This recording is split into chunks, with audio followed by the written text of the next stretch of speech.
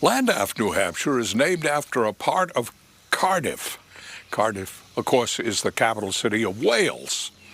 New Hampshire colonial governor Benning Wentworth named this town in respect for one Chute Barrington. How's that for a name?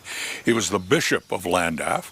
He was also a personal chaplain to King George III. Old Benning was, as usual, sucking up. It is interesting to note that Landaff in Wales spells its name with two L's, L-L-A-N-D-A-F-F. New Hampshire's Landaff uses just one L. I don't know about you, but I love the idea of double letters at the start and the end of a town's name.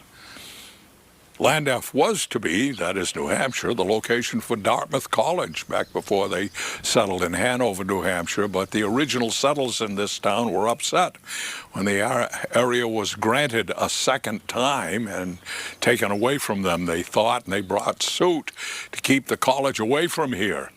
It was after the Revolutionary War before the suit was settled, and by that time sentiment was with the town and Dartmouth was kicked out of here.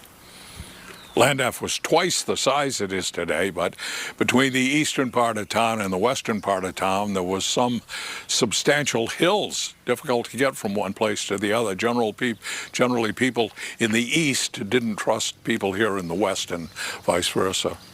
Things came to a head when the eastern folks tried to get the town to build a road to help get timber to market. They called it the Bunga Road. Bunga, by the way, was an old Yankee term. The sound of the wind makes in the mountains, that's a bunga. The road was voted down a number of times. Finally, it passed. But by that time, the eastern part of Landaff had petitioned the legislature to become its own town. There was a town meeting to ratify the split in 1876. That town meeting was so contentious that when the results were counted, the voters from the western part of the town rushed to seize the checklist and destroy it. Imagine that.